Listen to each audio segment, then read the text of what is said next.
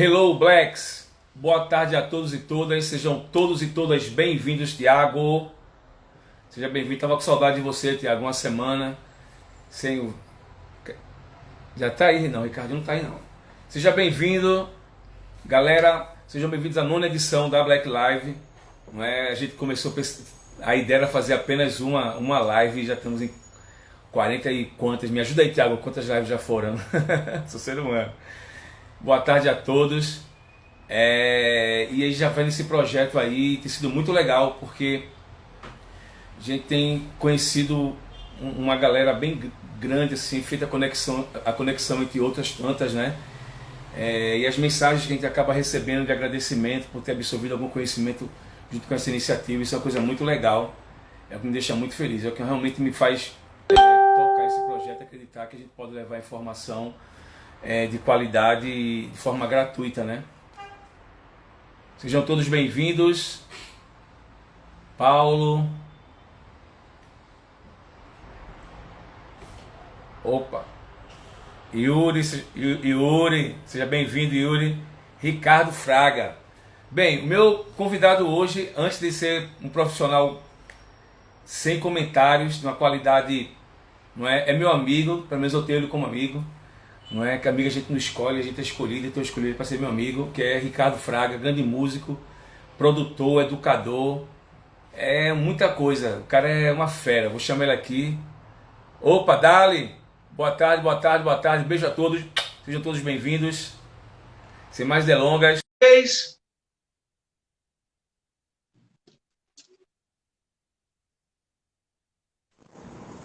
Boa! Ricardo Fraga, Little Richard, my friend. E aí, meu lindo?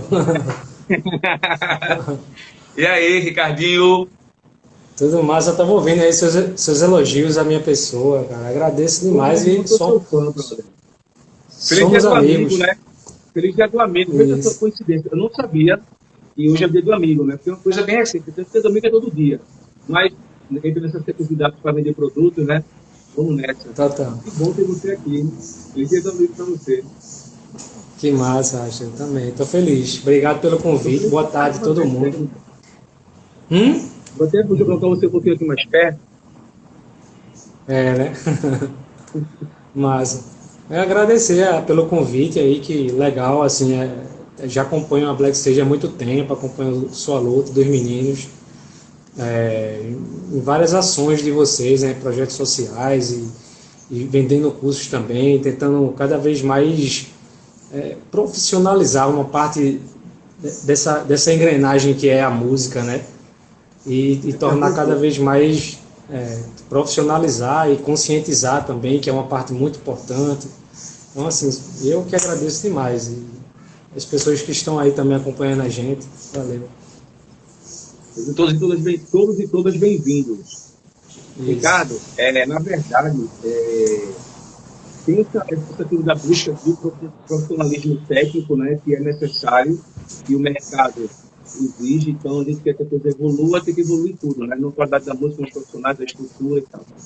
Mas o que a gente bate muito, Ricardo, e você sabe muito bem disso, você é dessa linha, é a relação humana, melhorar a relação humana. Eu acho que isso é o mais importante. Sabe? Você não consegue, lógico que a técnica tem que andar junto, né? Mas essa coisa da relação humana dentro dessa engrenagem também, sabe? Porque música é arte, né? Coisa que vem de dentro, então não é só a parte técnica, né? Eu falo assim porque eu sei que você tem esse perfil. Você é um cara que, acho que você que me levou lá para Silvério, me indicou, ou não sei, enfim, a gente trabalha junto, Madeira de Lei há acho que mais de 5 anos, não sei bem. Que coisa de madeira, senhor? Madeira, acho que já faz uns 6 anos que eu toco com madeira, cara. Ou Tremembé, mais de madeira, 6 anos. pão, Silvério. Esse é trabalho que a gente já fez juntos, né? Isso é massa. Mas É vamos lá, verdade. Ricardo. Eu quero saber de você, meu irmão. Me apresenta aí, fala com a tua formação, o que é que tu trouxe pra música. Tá, vamos lá, né? É isso, meu nome é, como todo mundo está acompanhando, Ricardo Fraga. Eu já, eu sempre trabalhei com música na minha vida, sempre. A minha história ela começa muito cedo, né? Assim, eu venho, meu pai e minha mãe A família da minha mãe são apreciadores, né? Pessoas que gostavam de ouvir música e ouviam música de qualidade em casa. Eu acho que isso foi o começo para mim, sabe? A infância eu vivia muito na casa da minha avó com meus tios. E eu trouxe até um exemplo de um disco que eu herdei, ó. A sangria, nossa. Pronto, isso aqui eu ouvia criança em casa, a minha tia colocando, quando eu estava no fim de semana lá na casa da minha avó, então isso eu herdei. Aqueles discos que ficaram nos fundos lá da casa da minha avó. Eu disse, ó, vó, um dia, quando não quiserem mais, me avisa que eu venho buscar. Ela ligou, disse, ó, vem buscar. Eu peguei uma coleção. Eu selecionei um para você ter uma ideia do que eu estou falando, assim, disse que essa formação musical, acho que já começa desde criança, mas você ouvindo A música em casa e referência, tal. né? E no caso do meu pai, quando adolescente ele tocava bateria, não profissionalmente, né? E começou a trabalhar, casou, aí parou de fazer isso. Aí quando eu tinha, na escola, né, eu também sempre me chamou a atenção quando tinha essa época de desfile, que tinha um ensaio de banda marcial, a banda da escola e tal. Sempre ficava ali sacando, mais novo, quando um soltava um instrumento eu ia lá. Então assim, eu via que eu conseguia inclusive acompanhar, imitar o que o cara fazia na caixa. Aí ele, o guri tá conseguindo e tal. Então eu comecei a perceber que eu tinha talvez um ritmo, né, como diz assim, o cara, ele tem ritmo e tal. Então quando eu tinha falava para minha mãe que queria estudar música. Quando eu tinha uns 12 anos, ela me matriculou no SEMO, lá de Olinda, para estudar música. Ela me colocou inicialmente em violão. E, e eu estudei um ano, e nessa época o cara estudava tanta teoria, né? E não pegava um violão nunca, não pegava nenhum instrumento nunca. Então, o som de uma moto passando aqui. Estou no 10º andar, mas parece que a moto está aqui do lado. Voltando. Então, aconteceu isso, né? De eu passar um ano e fiquei meio desmotivado, que eu não pegava instrumento criança, né? Pré-adolescente ele a fim de tocar, já tocava uns acordes em casa. Aí, aí o que que aconteceu? Eu saí do conservatório, só que com 13 anos, cara. Meu pai comprou uma bateria para ele tocar no fim de semana, tomando uísque, tava com os amigos. E eu, quando cheguei na casa dele no fim de semana, fiquei louco vendo aquilo. Ó. Ele acabou de entrar, inclusive, aqui. Fiquei louco vendo aquilo ali e já sentei, já fui começando a tocar, ele dando os primeiros toques e tal. E eu enlouqueci com aquilo, cara. Eu disse, pô, bateria é isso, acabou-se. Então, com 14 anos, você tem ideia como eu me empenhei, como eu me identifiquei, né, com o instrumento. Com 14 anos eu já estava formando minha primeira banda, com os amigos, tocando Titãs, Paralamas, galera com violão, caixinha em casa. Minha mãe comprou um caixa, ciclotron. A gente ligava um violão, pegava uma bateria de paião e tirava som no fim de semana, era uma onda assim. Então sempre teve um incentivo para isso.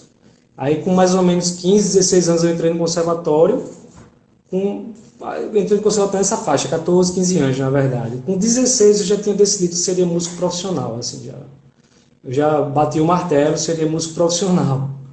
Né, porque gostava de estudar música, estava curtindo aquilo. Com 17 eu comecei a tocar na noite. Hoje eu tenho 38. Então, ou seja, são 21 anos já, não é isso? Fazendo as contas aí é isso, 21 anos já de tocar na noite, de conhecer gente, de me jogar, assim, sempre escolhi isso para fazer da vida mesmo. Eu sou muito feliz por até hoje conseguir viver e sobreviver disso. Né?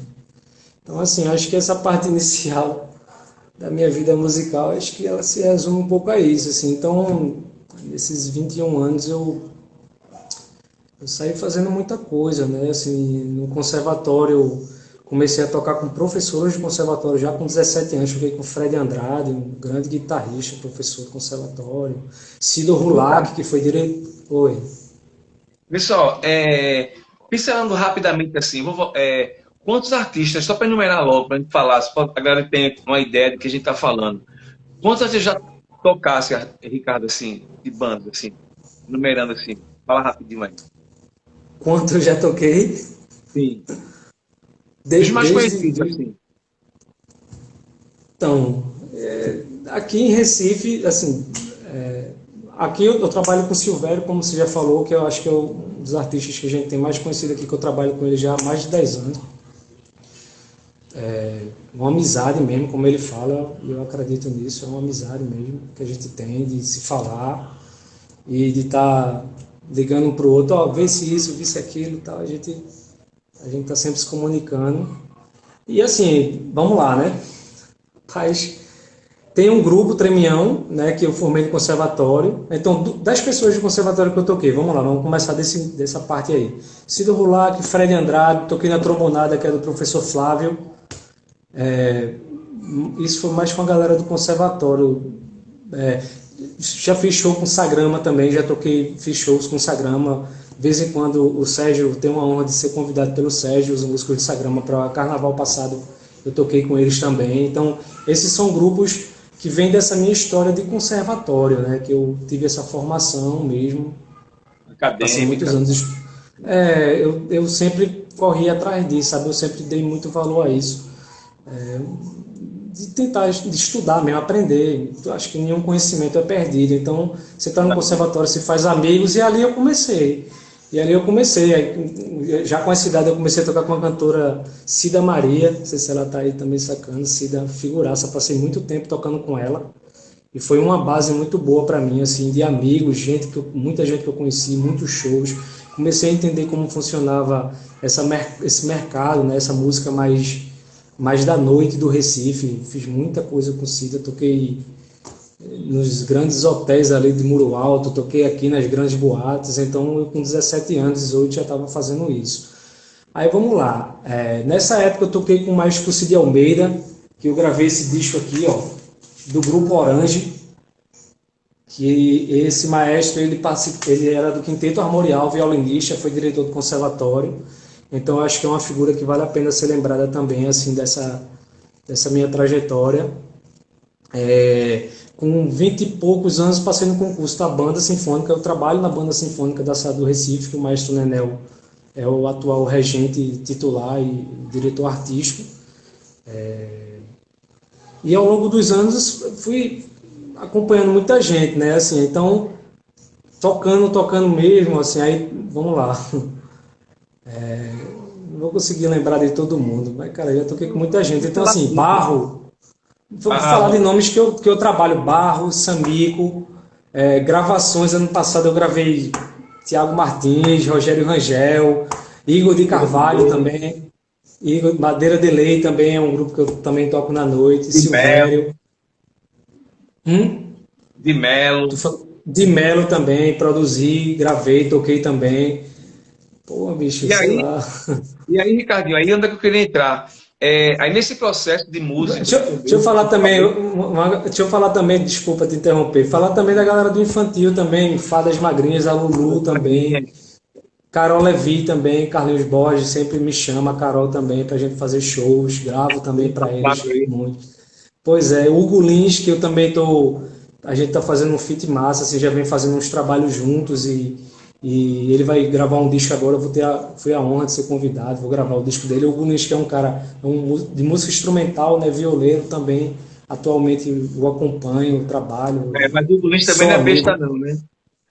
Chamar você, né? Não é bobo não, né? Pois é.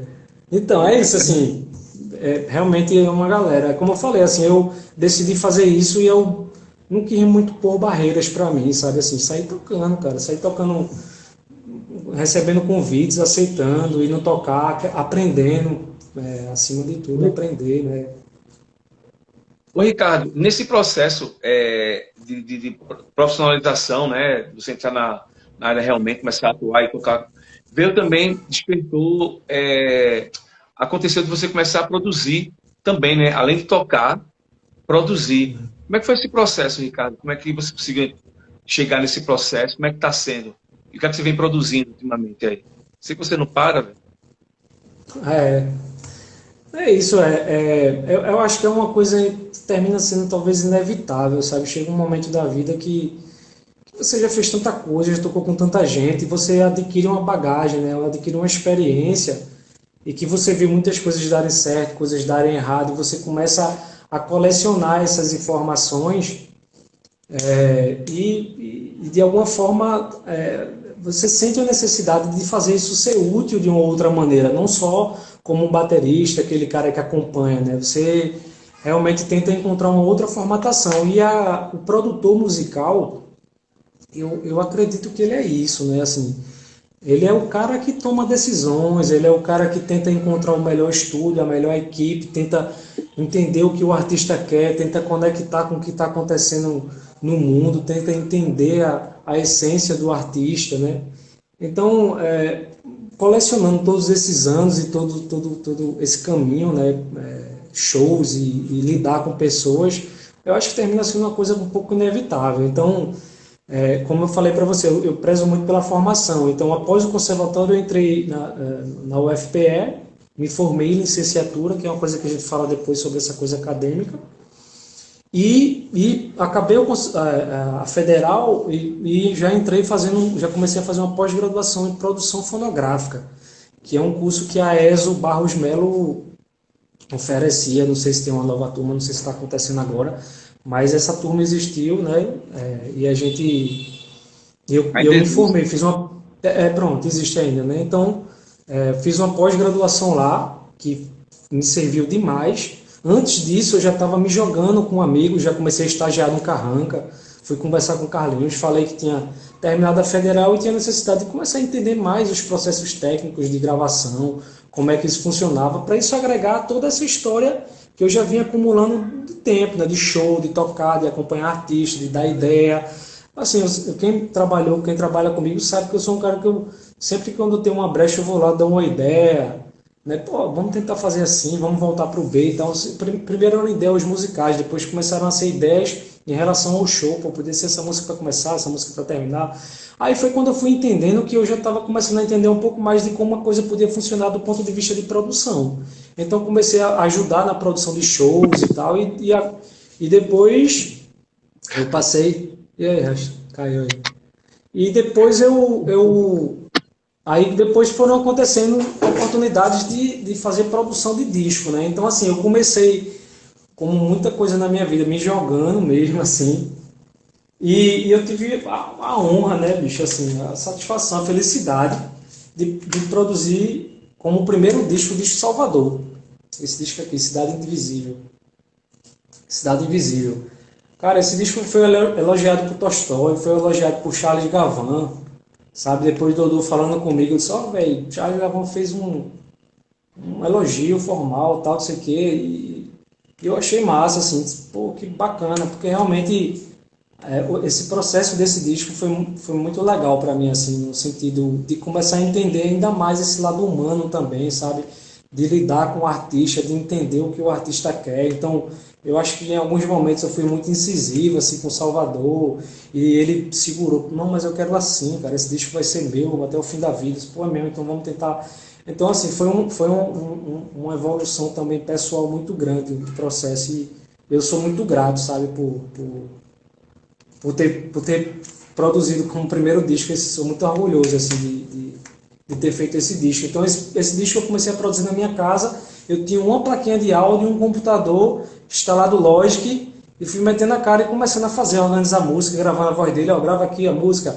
E foi nesse processo. E nessa época, eu estava no início da AESO também, estava passando uns dias lá, frequentando um carranca, aprendendo, pentelhando lá, perguntando aos meninos as coisas, enrolando cabo, para aprender mesmo, assim, sabe? Entender como é que tudo isso funciona, assim, o processo.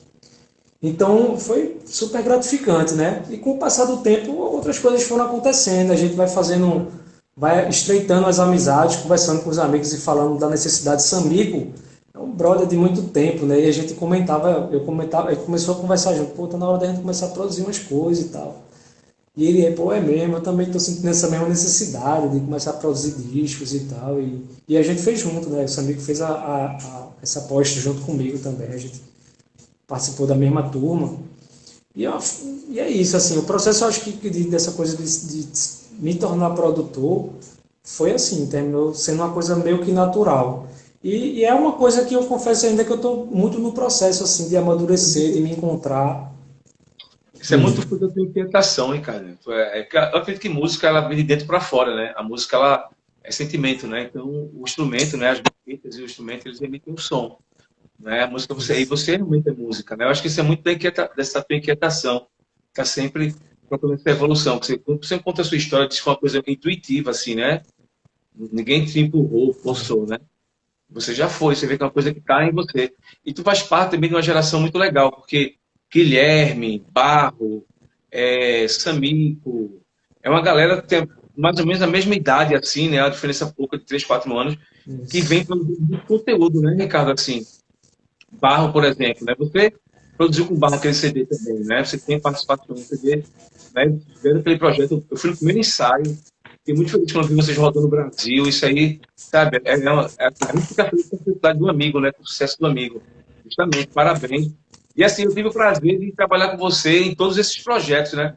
Inclusive, eu queria lembrar que você me convidou, aí outra pergunta, falando de banda, você tocou não é Sangria não, com Marco Polo, né? Marco Polo, isso. Você me Marco convidou para Polo. trabalhar com ele, né? Isso é uma coisa que eu agradeço muito a você.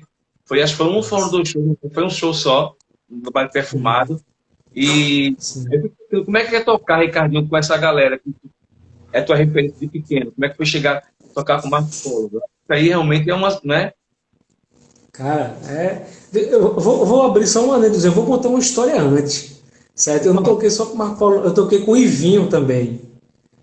Aconteceu, Ivinho, Dicinho, esses caras são antológicos, né? O Dicinho foi baixista do Alceu, da primeira banda do Alceu. Na época, eu era aluno do Ebel no conservatório, Ebel Perrelli, meu grande mestre também da vida e das baquetas. E ele disse, ó, Ricardinho, tu tá começando a tocar aí com a galera, vou jogar pra fazer um negócio. E era um show que o Ivan Moraes ia fazer em Garanhuns. Aí ele disse, ó, vou passar teu contato e tal, não sei o que. O bicho me ligou, quando eu cheguei lá no ensaio, cara, que eu entrei no estúdio, aí tava Dicinho, Ivinho e Ivan Moraes. Aí eu Nossa, botei a mão na cabeça e disse, caraca, sério, mano. estou Eu fazendo vou aqui, né? Bicho, sei lá, tinha 18 anos quando isso aconteceu, sabe? E, bicho, eu tive muita sorte, assim, de conviver, ver, tocar com o cara de perto, escutar a história dos caras, sabe? E vinham contava histórias da época e tal. Então, isso é uma bagagem realmente, assim, é uma história que é uma parte de tudo isso que me deixa muito feliz, assim, que vai além da música. Então, assim, Marco Polo, ele veio, eu já tocava com Almir também, Almir de Oliveira, que também é a Sangria. Ele quis começar a fazer um trabalho tocando músicas dele, música da época do Ave Sangria, tinha músicas que falava da Boate Chantecler, que era uma boate clássica do Recife, depois terminou virando um lugar onde a galera fez festa, a galera do Mangue Beat e tal. Então, conviver com esses caras, assim, tocar, é algo que realmente eu só consigo ser grato assim, por isso. Então, tocar com o Marco Polo também, que é uma super figura, né? Um cara super do bem, Demais. um cara super tranquilo, do bem, e você sentir essa energia, a vibe de como a galera é, como a galera. Hum? Joga fácil ele, né? Pois é, então você vê assim, pô, a galera já é de uma outra geração, viveu tanta coisa, né? Foram injustiçados e tudo.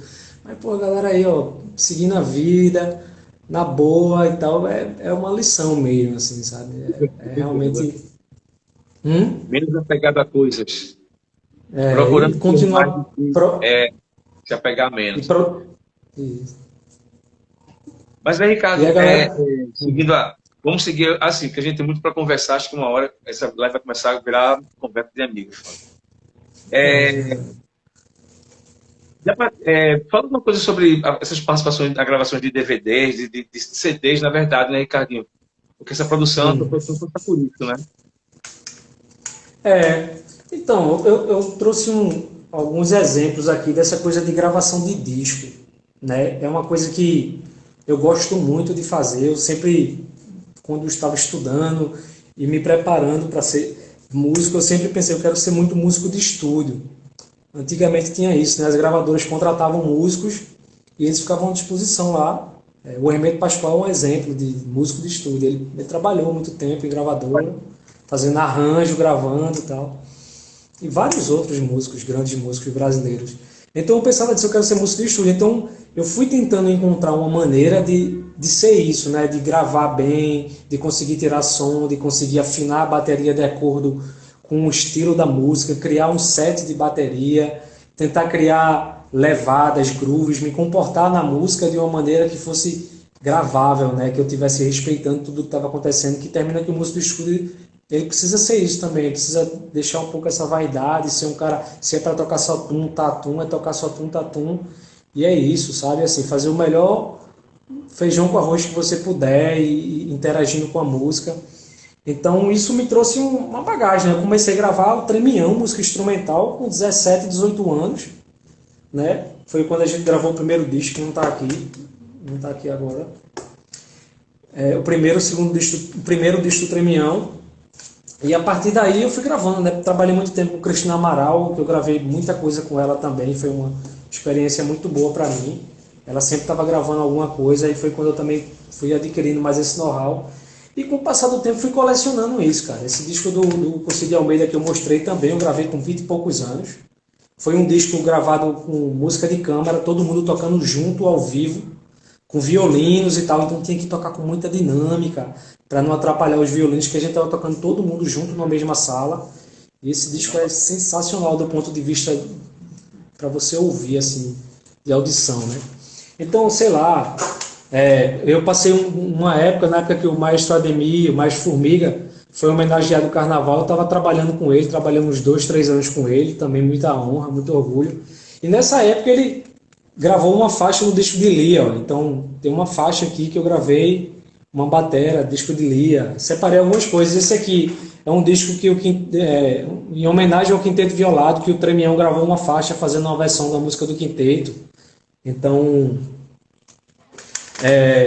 tem esse disco aqui, o Collective, que é falando de Silvério já agora, né? Silvério fez Silvério passou mais de, sei lá, 10 anos, 15 anos viajando para a Europa, fazendo turnê praticamente todos os anos. E ele terminou fazendo muitos amigos e conhecendo muita gente.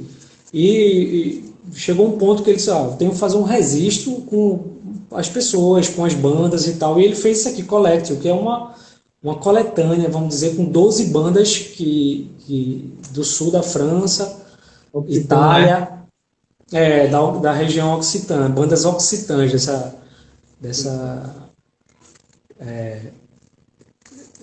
que são pesquisadores, enfim, da música occitana. Então, aqui nós temos 12 bandas diferentes e eu também gravei esse disco com ele.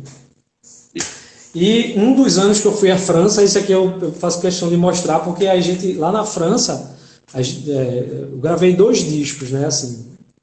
Esse aqui, esse Collective a gente gravou aqui, apesar de serem bandas, algumas faixas a gente gravou lá, em viagem, e a maior parte eu gravei aqui, as bandas mandavam e a gente ficava nesse... Mas esse aqui foi gravado lá, que é o Forró Occitânia, que é com o grupo La Talvera, que é um grupo de amigos, pessoas super do bem, fantásticos, assim. E era um tipo de vivência mesmo, a gente ficava na casa das pessoas, convivia, jantava com criança, família, sabe? Aquele negócio de depois de 15 dias a turma já brigava na frente da gente. É viver, sabe? Não era só turnê, era uma coisa realmente que, como eu digo assim, é um privilégio, não é uma coisa só musical, é uma coisa humana mesmo. Então, Forró Occitânia, que é um projeto que a gente embarcou todo mundo e gravou, Silvério Pessoa, La Talvera, eu tive a honra, isso aqui foi gravado lá na França. E no outro ano, quando eu fui, o La Talvera, né, eles estavam no processo de gravação de disco também, e o Daniel me chamou, Ricardinho, eu queria que você gravasse com a gente, tem umas músicas lá, eu queria lhe mostrar, e você vai decidindo o que dá para fazer ou não. Aí inicialmente ele ia mostrar umas 3 músicas, eu gravei 9 nesse disco aqui. Aí ele foi curtindo, aí terminaram virando 9 faixas no La Talvera. E agora, 15 dias atrás, eu gravei mais uma para o disco novo deles, que aí eles entraram em contato e perguntaram se eu tinha como gravar. E é outra coisa também, que eu estava num processo de montar uma sala minha para gravar, que é um papo que acho que a gente vai falar depois, que tem a ver com essa coisa desse novo normal, né? Esse novo aí. Mas aí eu disse, não, eu tenho como gravar, sim, tenho como gravar, e aos 15 dias eu fui para lá, chamei até Vini, essa joia rara, maravilhosa, esse garoto lindo, e a gente foi para lá para ter... para tirar esse som aí e gravamos. Eu gravei a faixa e mandei para eles. Então, assim, o 2 de barro, aí como eu estava falando, alguns eu não tenho aqui físico, mas eu gravei o de Martins, que saiu agora, foi lançado. O de Rogério Rangel eu gravei também o disco todo. Eu gravei os dois de Igor, o primeiro e o segundo, foi a produção de Samico. Massa falar também dos produtores, né? O de Rogério Rangel eu coproduzi, dei uma força também, eu e Samico. E o produtor é o Yuri Bryan, que é super parceiro também. E Yuri também, que é um cara também. A gente depois meio que ficou vendo assim que criou-se um núcleo de amigos produtores, assim, a galera a fim de produzir, e terminou que todo mundo vai se auxiliando também, né? O Yuri produzindo um disco, eu vou produzir um, chamou ele para gravar umas guitas, ouvir, dar um pitaco. Então gravei no Vai concluir. Então, assim, de discos que eu estou conseguindo lembrar aqui, dos mais recentes, eu teria esses assim para elencar. Desculpa se eu estiver esquecendo mais algum, cara. Você é inquieto demais. Eu quero saber, Ricardinho, dentro desse processo todo de crescimento profissional, pessoal, essas viagens para a Europa, por exemplo, e essas junções com o Yuri, além de Yuri e outros amigos, né? Samico, que eu sei que é amigo nosso, é um cara que eu tenho o maior carinho pela família, eu também é Samico. O que isso influenciou na tua, além do ganho profissional, pessoal, o que isso influenciou no teu sonho, Ricardo? De quando de um período que você já vinha saindo do conservatório e hoje com essa mescla, com essa galera de gêneros tão diferentes, né? Influenciou no teu sonho. Essa pergunta tua é bem legal, assim, porque realmente houve uma mudança. Houve uma mudança. A época do conservatório, além de ser novo, né? Tá realmente. Talvez não pelo fato de ser novo, mas é isso. Acho que tem um pouco de a experiência é o que a gente vive, né? Não adianta eu contar a você, pô, fui ali, tomei sol o dia todinho.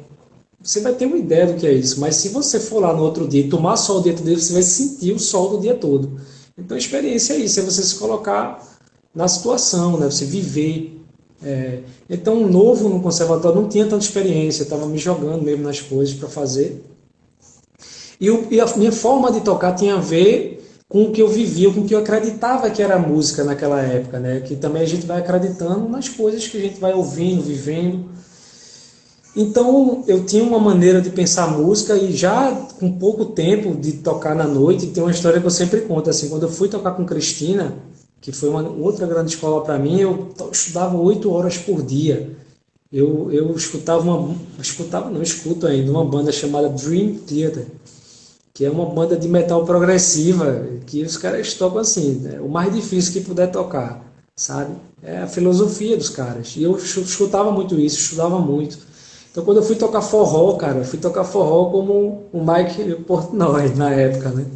Que era o baterista da banda. Então, cara, tipo, ela olhou, fez, ele não sabe tocar. Breno Lira, meu parceiro, me chamou, né, pra fazer a direção do show dela. E me chamou, eu disse, não, Cristina, ele sabe, peraí, cadê mano, era aí, pô. Tipo assim, era muita coisa. Então eu fui entendendo que eu tinha que fazer, assim, era ela artista, então tinha que diminuir as viradas, tinha que fazer aquilo ser musical, né? Tinha que encontrar um caminho para aquilo soar para música, para aquilo ser atrativo para as pessoas dançarem. Era um show de forró, não era um show de metal. As pessoas tinham que dançar ouvindo aquilo. Então eu fui me tocar em outras coisas que talvez no conservatório eu até tivesse tido a informação e não tivesse prestado atenção, mas na vivência me trouxe essa demanda. Então eu fui me ligar mais nessa questão dos grooves e entender que o groove é um elemento essencial para o baterista, não só solo, não só a dificuldade, sabe? Às vezes um groove simples e você... Então mudou realmente, como você está falando, mudou o som de lá para cá, mudou a afinação da bateria, porque eu fui entender como tirar som da bateria em determinados ambientes diferentes, em gravação. Então vou gravar uma música e vejo qual é a caixa que eu vou usar, que timbre de caixa eu usar, que pele eu uso nos tons, que afinação eu vou usar, que microfonação, se o microfone está perto, está longe, se eu vou tocar mais baixinho, se eu vou tocar mais forte. Então tudo isso é uma experiência que foi uma coisa de acúmulo, né, de vivência. Então mudou realmente. Tanto é que eu acredito que o fato de eu ter gravado tantos artistas dessa nova safra, né, tão talentosos e maravilhosos aqui da nossa cidade, talvez seja um resultado disso, né?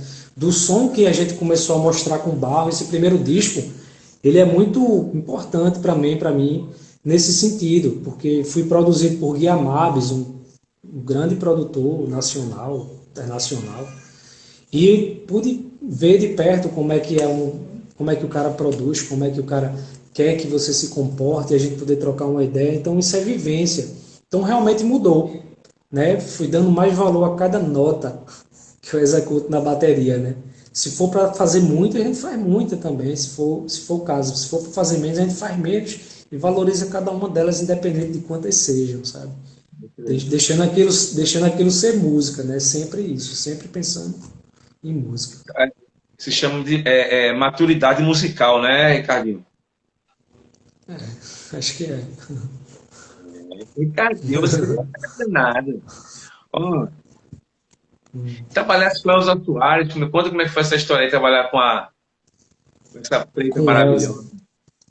Pois é, rapaz. Elza é aquela coisa fantástica, né? Ser humano lindo, maravilhoso. Ela realmente merece tudo, que toda homenagem, todo prêmio, tudo que fizerem por ela, sabe? Eu acho que é muito pouco ainda diante do que ela representa mesmo como mulher, pela história dela humana, sabe?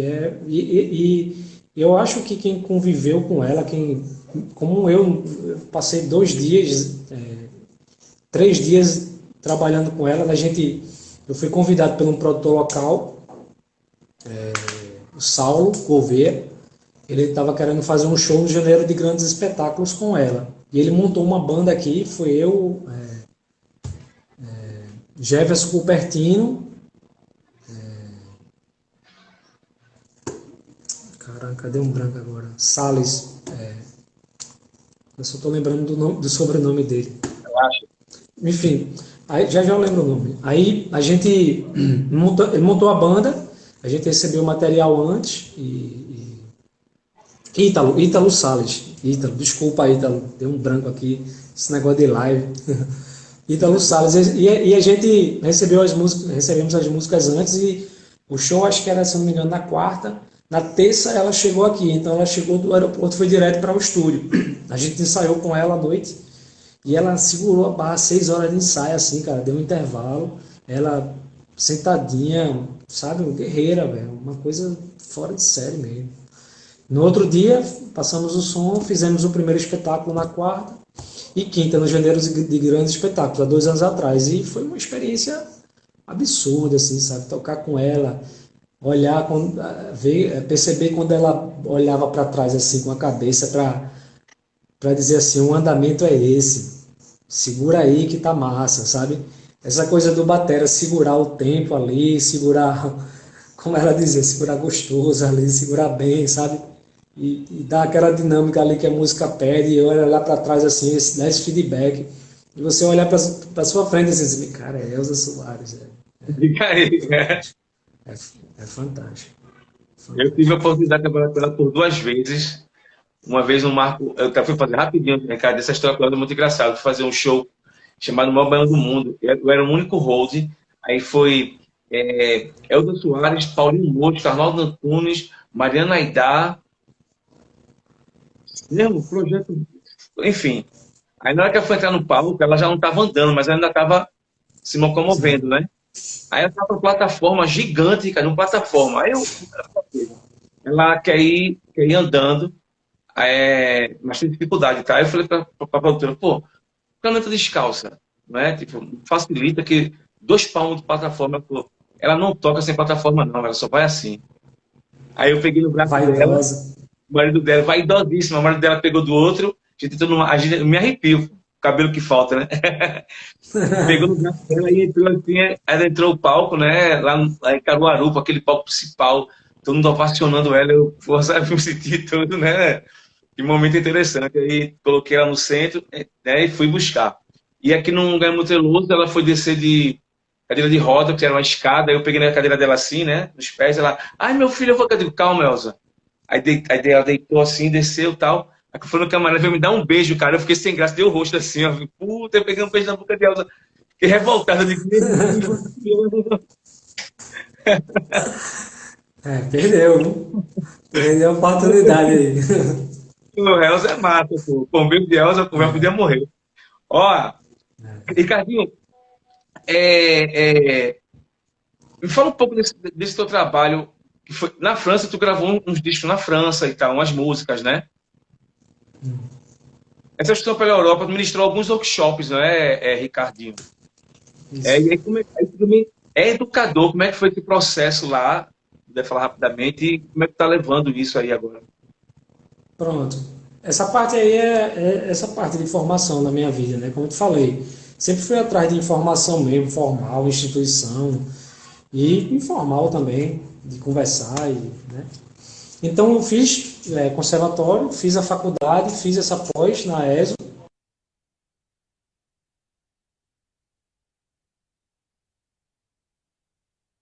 dei aula de licenciatura também, uma época, muito pouco, sabe? Porque nessa época eu estava tocando muito.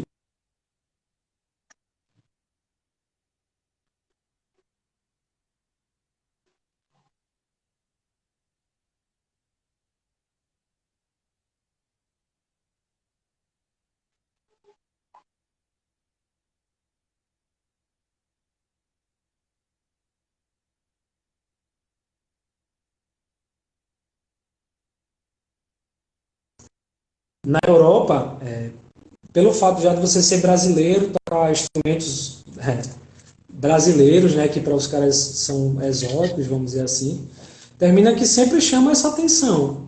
Então os caras sempre que eu estava tocando com o Silvério, nessa turnê junto com o Latalvera, os próprios programadores perguntavam, o baterista, o percussionista não quer dar um workshop não, a gente poder organizar um workshop à tarde e tal. Então assim, eu consegui fazer quase sempre casado, assim, sempre que a gente tinha um show, eu fazia um workshop à tarde ou pela manhã, se eu chegasse na cidade a tempo, eu conseguia sempre articular um workshop e dar workshop de tudo. Mas basicamente era essa bumba, bateria era uma bateria mais básica, porque eles queriam entender mais esses ritmos, como aplicar o baião na bateria, o frevo, o shot, o arrastapé, ritmos que a gente usava no show, eles queriam ver como eu adaptava para a bateria, como eu tocava na bateria e como isso era adaptado para a bateria. Então, é, termina que toda essa bagagem, né, de faculdade e essas aulas que eu também dei aqui no Brasil, mais novo, terminaram ajudando assim, a criar uma didática, a criar uma forma de passar essa informação mesmo, de trocar essa ideia, e ao mesmo tempo de aprender também, né? Acho que não tem nenhum, se não, tem todo, e você está ali dando aula a entender, pô, isso deu certo, então eu aprendi também, dando aula, a forma de passar. E tinha a coisa do idioma, né? Então, assim, eu falo inglês pouco, aquela comunicação mais básica de show. Então, assim, o workshop era 2 horas falando. Então, às vezes tinha um trator, não tinha. E muitas vezes era música. Eu estava na França, então, assim, o francês estava muito básico também ainda, mas a música, bicho, assim, da aula, através só de mostrar, de tocar, de exemplificar, de mostrar um exemplo, e a gente conseguia, e a comunicação era sensacional. Então, foi uma experiência muito boa. Então, assim, o que está acontecendo agora, né? Agora, já adentrando nesse assunto que a gente ia falar também de pandemia, antes de tudo isso acontecer, janeiro desse ano, eu comecei a procurar um lugar onde eu pudesse executar, onde eu pudesse fazer várias coisas que eu queria fazer, né? Produzir, estudar, dar aula, passar o tempo, ouvir música, um lugar que não fosse na minha casa, um lugar que eu fosse e realmente exercitasse essa de cumprir um expediente mesmo, tal, sair da banda sinfônica, almoçar, ir para lá e poder trabalhar sossegado e tal. Então eu encontrei esse lugar, fiz uma reforma, criei uma sala, né? Fiz uma sala isolada.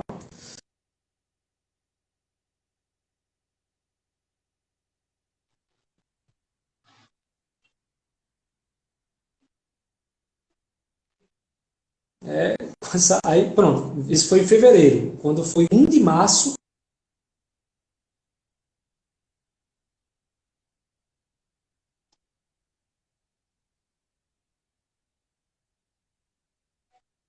aula na primeira, segunda semana de março. No dia 13 de março, foi quando praticamente começou, estourou essa Caramba. coisa de ficar em... que foi? Travou Ah, um tu tá... pouco, Ricardo, mas Oi, tu a ouviu o que internet, eu falei? esse a minha tá ok, acho que deu uma travada, legal. Você vinha falando Foi, será que... da sua sala, e Que inicialmente ele ia fazer só gravação. Ricardo, tá me ouvindo? Sim, tô ouvindo, tô ouvindo. Certo, Beleza, então, agora chegou, tá legal. Aí tu ia pronto, fazer tá só ouvindo? gravação nessa sala, né? Ia ser um trabalho só a princípio, né? É, a princípio era isso, assim, essa ideia já me veio desde desse primeiro disco de Barro, porque tem uma faixa aqui que foi uma ideia que Barro teve que eu achei massa, assim, uma faixa que a gente meio que produziu por último, eu, ele e Gui, e ele pediu para Ed Staudinger fazer um arranjo de cordas, e as cordas foram gravadas em Nova York, e eu, nossa, em Nova York, aí Caramba.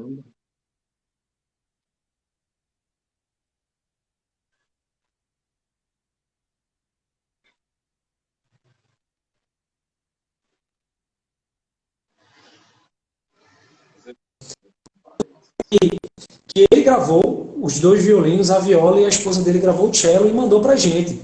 E eu fiquei, cara, o cara gravou as cordas pra gente em Nova York, ou seja, é isso que vai ser no futuro. É o próprio músico tirando o próprio som e gravando remotamente, gravando de qualquer lugar do mundo para qualquer pessoa. Então, eu tenho que oferecer também esse serviço, porque se tiver um cara no Japão compondo um baião, pode ser que ele queira um baterista de Recife, de Pernambuco, tocando um baião para ele, para poder ele terminar de compor música, né?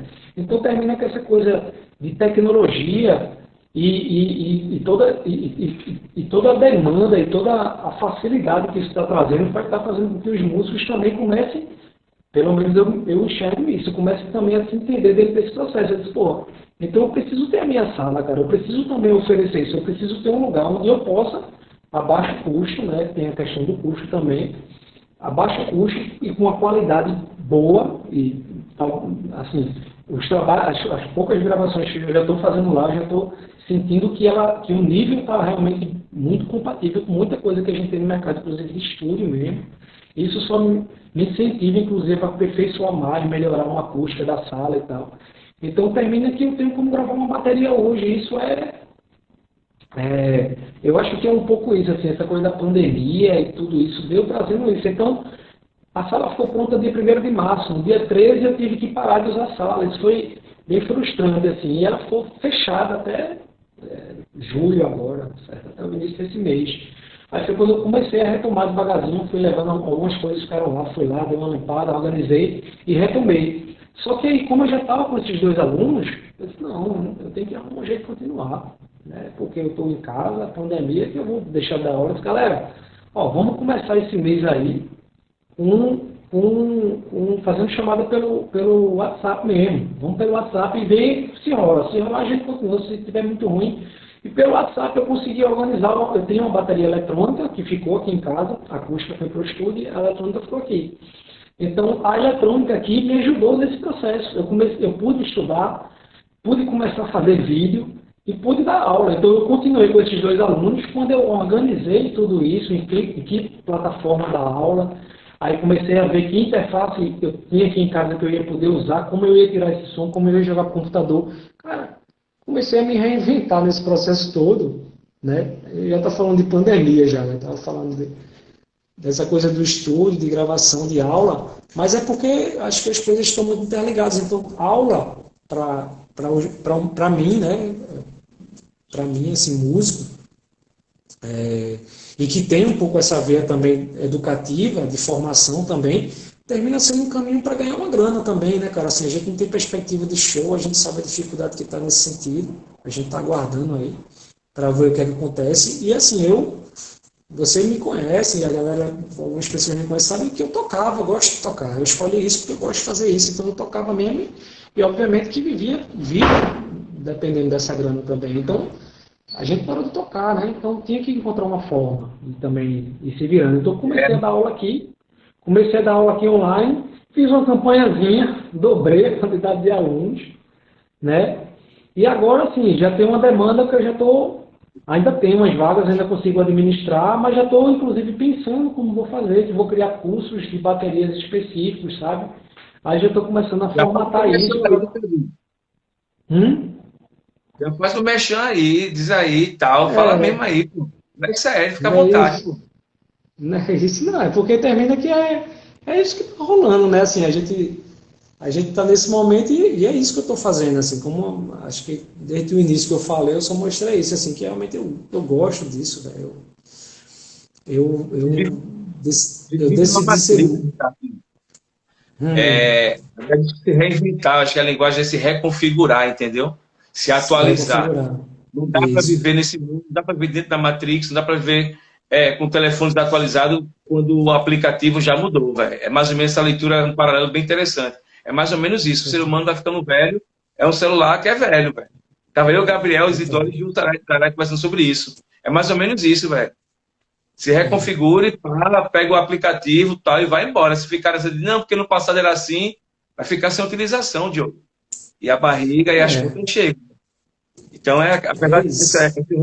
se reconfigurar, entender que de outras formas e é música do mesmo jeito, né, cara? Infelizmente, a gente Sim. está passando por esse processo, mas a gente não pode também ficar esperando a maré acalmar, porque maré mansa não faz maneiro bom, bro. Eu vivo agora, o Isso. presente e agora, construindo isso no dia a dia. Isso.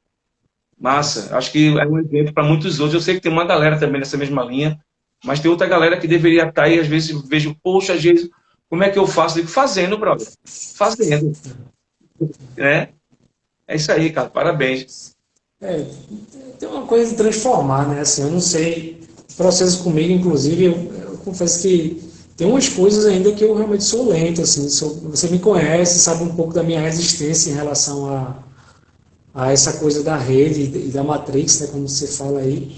Mas eu acho que esse momento pandêmico aí e toda essa reformulação de como utilizar a internet terminou me trazendo uma ideia de que eu também não tinha equilíbrio em relação a isso. Eu estou falando de uma forma mais pessoal. Eu me via também tão fora que se existe esse mundo, se esse mundo realmente ele também traz boas informações, traz coisas boas e traz serviços de utilidade, né, e faz a gente se conectar com, em relação a como somos humanos mesmo, e a gente consegue fazer isso através das redes e tudo, eu via que eu também precisava equilibrar. Era como se eu estivesse vivendo muito essa minha vida aqui, saca? E tivesse muito pouco também encontrando um caminho para isso, para passar uma informação, para trocar uma ideia. Então, terminou me trazendo Analógico. também essa ser analógica. Pode fazer um paralelo simples com isso, é verdade, tá vendo analógico e funcionando. Chegou um momento que analógico não funciona mais, paciência, pô. Ou muda ou muda. Não, não, a minha base é o seguinte, veja, eu existo, estou aqui, ó, tá, sabe, essa história toda que eu estou contando, toda essa experiência, tudo isso, e, e, e tudo isso pode ser conectado a outras pessoas através disso. Então eu só preciso trazer isso para ir para dentro um pouco, sabe? E contar um pouco, fazer um vídeo e tal. Outra coisa que aconteceu comigo também, eu já queria fazer vídeos e esse tipo de coisa há muito tempo. E nesse corre-corre dia a dia de show e tal, eu nunca me dediquei efetivamente a isso. Aí, esse momento, né? De Triste mesmo, conteúdo, assim. né? Não só quero falar das coisas boas que aconteceram comigo na pandemia, porque realmente é um momento muito triste mesmo para a humanidade, muita gente morrendo e tal. Mas, assim, terminou me trazendo um pouco dessas oportunidades. Eu enxerguei um pouco como oportunidade. Aí, por exemplo, eu aprendi a mexer no Final Cut. Aprendi a editar vídeo, entendi como era editar vídeo, comecei a botar no Logic, vi que o Logic carregava o vídeo e que gerava o arquivo do áudio que tinha sido gravado. Aí estou falando mais tecnicamente. Então eu podia sincar com o vídeo que eu gravasse. Aí, cara, eu posso sincar, eu posso extrair esse áudio, agora já extraio o vídeo com áudio novo. Aí eu posso depois botar isso no Final Cut, criar um título, fazer um fade in, fade out, até tratar a imagem seja, tudo isso aconteceu vendo vídeo, lendo tutorial, e durante esse período, em vez de ficar parado pensando como é que ia ser isso, cara, eu tenho que dedicar um tempo para... Aí Isso pronto, já eu comecei existia, né, a... Ricardo? Já existia isso, né? Isso já existia, Já estava bem existia, próximo. já... E você Pois é, usa no automático já, no automático, aquela vida que, né? Deixa na manhã eu faço, isso. talvez tudo que eu fiz e isso ia passando. Pode É crer. isso aí. Exatamente. Assim, querendo ou não, é uma vida que você já também tinha construído, né? Que tinha uma demanda, beleza, mas, bom, agora virou outra coisa. Então, e agora? A gente faz o que também? Então, deu para olhar mais para si também, né? Assim, eu vi o Juliano Holanda falando em algumas entrevistas isso e eu concordo demais com ele. Assim, acho que é um momento que a gente começou a olhar para si, olhar como é a sua relação com os seus dentro de casa. E E ver os olhando para mim, eu valores me que a gente vi. está. É. E olhando para mim, eu vi isso, assim, um monte de projetos parados, livros que eu estava empilhando que eu queria ler, comecei a ler também. É assim, foi isso que eu fiz, Chess, que eu venho fazendo com esse tempo, né? Então, é isso, assim, a retomada da sala agora, fazer aula na sala online, poder gravar à distância. É isso, cara, assim, o momento que eu vivo agora é esse, assim, é cada vez mais. Eu só traço planos para um mês. Esse mês eu vou fazer isso e Ricardo, esperar. oi. Pronto, Nosso e é tempo está se isso. acabando, gato. Eu Eita, queria. Barreto entrou, Barreto acabou de entrar aí. É, e diz uma coisa, Ricardinho, qual projeto rapidinho? Estás envolvido em algum projeto atualmente? Estás gravando alguém? Estás produzindo alguém? Conciliando com todo esse seu trabalho de forma remota aí, tá de parabéns, acho massa. Eu acompanho, você tá ligado que eu acompanho mesmo, eu não falo, mas eu tô, você tá ligado que eu tô acompanhando. Produzindo alguém, Ricardinho? Então, produção atualmente eu não estou fazendo, não. Estou coproduzindo, né, dando esse auxílio aí a Yuri Queiroga e Silvério, né? Yuri vai produzir o próximo disco de Silvério, que Yuri foi aprovado Queiroga? pelo Fucultura, isso. E o Pra- Silva me chamou para coproduzir, dar essa força aí. Eu vou gravar as baterias, vou dar uma ajuda aos meninos nesse sentido aí também. E já vai ser um trabalho que vai ser feito lá na minha sala já também. A gente vai gravar umas coisas lá, bateria, guitarra. E é isso, assim, tem esse disco de Silvério que tá que tá para começar esse mês que vem, tem o Diogo Lins também, que também é um disco aprovado pelo Funcultura. Ambos estão no processo de verba e tal. E o Gulins também está com o disco todo estruturado, estava aguardando só algumas liberações de direitos autorais. E é um disco também que provavelmente vai ser gravado aí a partir de agosto também. Então é outro que eu estou envolvido também como baterista, enfim, como Sério, técnico também gravando. Ricardo, Para o mês de eu não agosto tenho é isso. condição. Eu queria te Hum. agradecer, antes de finalizar, te agradecer por aceitar o convite, de agradecer o Dia do Amigo, e queria que você desse suas últimas palavras aí e indicasse um livro para a galera ler aí, Eita, para nós ler. pronto. Bom, então, a primeira coisa, assim, acho que o que eu queria finalizar era dizendo isso para a galera, assim, geral, cara. É isso, assim, a gente tem muitas capacidades e muitas qualidades e a gente tem que cada vez mais aprender a usar isso da melhor maneira, sabe, da forma mais coletiva possível, tentando entender quando a gente, mesmo sem querer, pisa no pé do outro e pede desculpa por isso.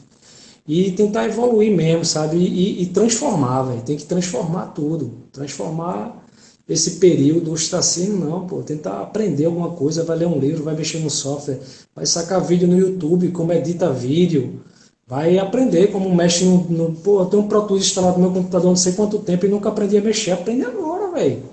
Sabe? É isso, assim, o momento é para isso mesmo, para a gente talvez se reciclar, aprender e talvez fazer isso, né? Evoluir e tal. E assim, eu vou indicar dois. Um que eu acabei de ler agora há pouco e um que eu comecei a ler. O primeiro é esse aqui. Cara que eu sou super fã. 20 segundos. Will, em 20 segundos, é? E o segundo é A esse que eu gente comecei a volta, a gente ler. volta. A gente volta, a gente volta. Vamos voltar para Vai, finalizar vai, de forma decente. bora, Márcio. Pode ser. Beleza. Por aí é perfeito, pô. Eu tenho o Bruno convidado para Márcio. correr. Tá Dale, agoniado, vou né? voltar. Galera, vou voltar, viu? Fala. Finalize, mas volto. Galera, vamos voltar, 5 segundos. 4,